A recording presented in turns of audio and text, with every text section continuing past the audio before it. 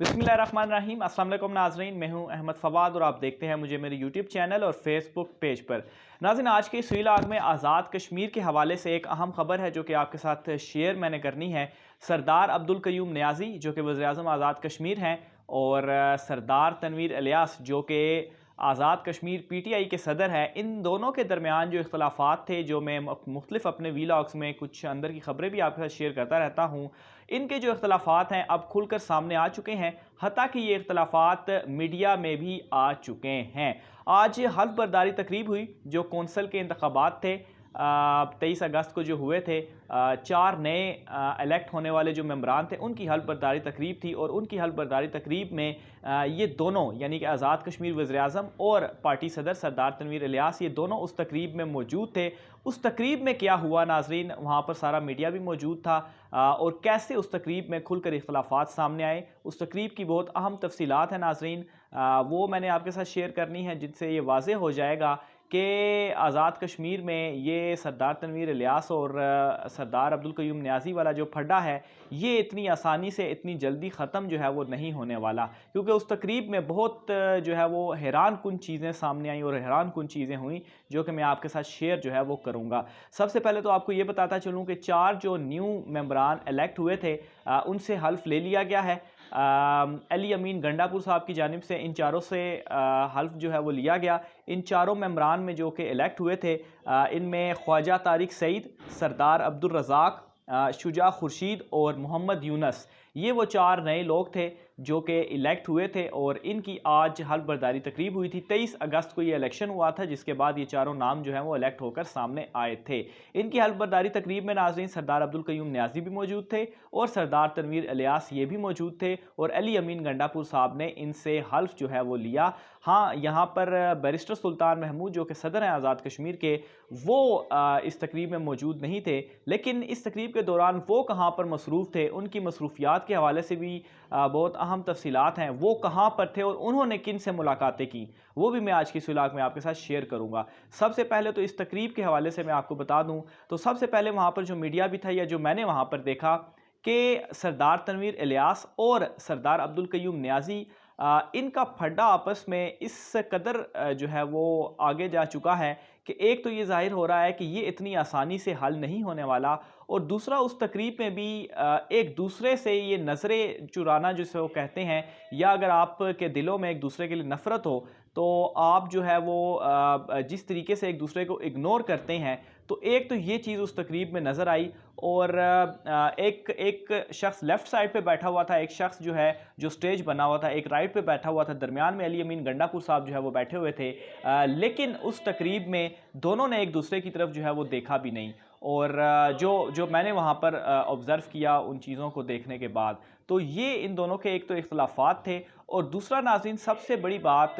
कि वहाँ पर मीडिया टॉक नहीं की गई। मीडिया वहाँ पर सारा मौजूद था और एक्सपेक्ट यही किया जा रहा था, ऑब्वियसली हल्फ बर्दारी तकरीब थी, वज़ीर-ए-आज़म आज़ाद कश्मीर और सदर पार्टी के न्यूली इलेक्टेड वो भी सरदार तनवीर इलियास साहब, तो ये एक्सपेक्ट भी किया जा रहा था, कोशिश भी की गई कि ये मीडिया टॉक जो है वो करें। लेकिन मेरे ख़्याल से शायद इनको ये अंदाज़ा हो गया था कि वहाँ पर हम जो रिपोर्टर्स सारे वहाँ पर मौजूद थे वो इनसे ज़रूर ये तल्ख़ सवालात हमारे जहनों में भी थे जो कि हमने इनसे करने भी थे कि आया ये जो इख्तलाफात चल रहे हैं ख़ास तौर पर सरदार तनवीर इलियास जो हैं वो जो कुछ कर रहे हैं, तो इन तल्ख़ सवालों से इवन कि अली अमीन गंडापुर भी, चूँकि वो भी ये जो सारे मामलात हैं इन तमाम तर मामलात में शामिल हैं और वो इस तरह से शामिल हैं कि सरदार तनवीर इलियास को अगर कोई बैकअप करने वाला बंदा है तो वो अली अमीन गंडापुर साहब हैं, क्योंकि ज़राए हमें ये बताते हैं कि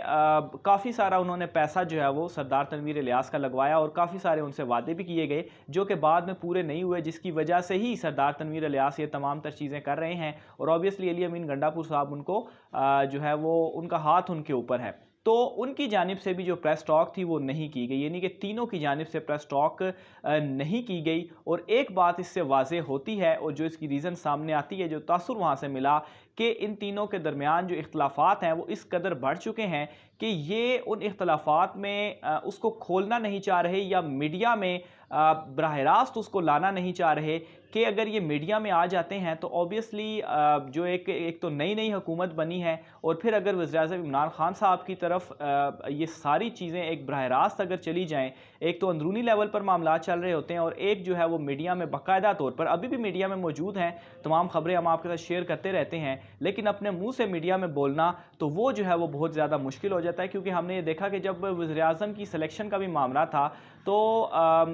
बैरिस्टर सुल्तान और सरदार तनवीर इलियास दोनों की जानिब से यही कहा जा रहा था कि जो वज़ीर-ए-आज़म इमरान खान साहब का फैसला होगा वो उन्हें मंजूर होगा और उन्हें एक दूसरे से कोई मसला जो है वो नहीं है। लेकिन जब सरदार अब्दुल क़य्यूम नियाज़ी साहब को वज़ीर-ए-आज़म बनाया गया तो उसके बाद जो इख्तलाफात थे या जो दिलों में रंजिशें थीं वो भी खुलकर सामने आई और जो रवैये थे वो भी देखे गए।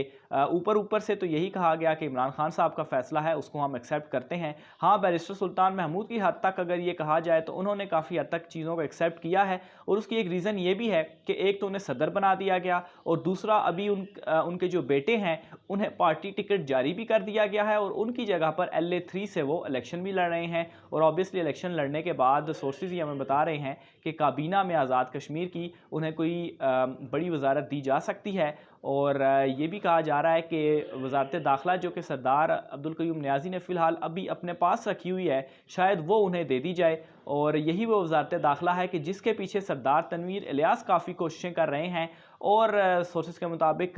दोनों के दरमियान इख्तलाफात की जो वजह है वो भी वजारत दाखिला है, क्योंकि सरदार तनवीर इलियास सदारत तो चाहते ही थे लेकिन उसके साथ वो ये भी चाहते थे किसी तरह से वजारत दाखिला जो है वो भी उन्हें मिल जाए। लेकिन सरदार अब्दुल क़य्यूम नियाज़ी, हालांकि ये दाखिला का जो कलमबंदान है वो उन्होंने किसी भी वज़ीर को नहीं दिया हुआ, ये अपने पास रखा हुआ है। तो वो चूँकि ऑलरेडी वज़ीर-ए-आज़म भी हैं तो वो ये जो वज़ारत है वो किसी को भी दे सकते हैं, लेकिन उसके बावजूद भी उनकी जानिब से ये नहीं दी गई। तो एक तो ये नाज़रीन तकरीब के दरमियान हुआ कि जो इनके दरमियान इख्तलाफात थे ये खुलकर सामने आए और दूसरा नाज़रीन इस तमाम तर मामले से बैरिस्टर सुल्तान महमूद जो थे वो तकरीब में तो नहीं थे लेकिन उनकी जानिब से एक बड़ी अहम मुलाकातें की गई। मुलाकातें क्या थी कि उन्होंने जो तमाम अखबारात हैं आज़ाद कश्मीर के और उनके जो मीडिया मालकान थे, जो उनके मालकान थे और जो एडिटर्स थे उनके एजाज़ में एक दावत की गई और उस दावत में ऑब्वियसली उनके साथ डिस्कशन भी हुई और ये कोशिशें भी, ऑब्वियसली उस दावत का मकसद यही होता है कि मीडिया में उनका जो एक मुस्बत इमेज है वो पोर्ट्रे किया जाए, शायद अखबारात से इस तरह से आपको अंदाज़ा भी हो उनकी ख़बरें पढ़कर। लेकिन खैर बैरिस्टर सुल्तान महमूद सीनियर सियासतदान हैं और अभी तक उन्होंने तमाम तर मामलात को जिस तरह से हैंडल किया वो ऑब्वियसली एक सीनियर सियासतदान ही कर सकता है। लेकिन दूसरी तरफ ये जो इख्तलाफात है नाज़रीन, अब एक तो मीडिया में भी ये तासुर पक्का हो चुका है, जो हम तमाम तर लोग हैं जो कि हमें सोर्सेज से पहले इंफॉर्मेशन या चीज़ें वगैरह मिल रही थी, लेकिन अब ये तासुर मज़ीद जो है वो मजबूत हो चुका हुआ है। और ख़ास तौर पर जो कुछ आज की तकरीब में हुआ और जिस तरह का वहाँ पर एक दूसरे से जो रवैया था या जो रंजिशें थी उस तकरीब के अंदर, जो अब्दुल क़य्यूम नियाज़ी साहब और सरदार तनवीर इलियास साहब हैं। तो बहरहाल इस हवाले से मेरी जो भी तफसीलात होती हैं नाज़रीन वो भी आपकी खिदमत में पेश करते रहेंगे। अपनी राय का इज़हार कमेंट बॉक्स में लाजमी कीजिएगा। आज के व्लॉग से इतना ही, मुझे इजाज़त दीजिए। अल्लाह हाफ़िज़।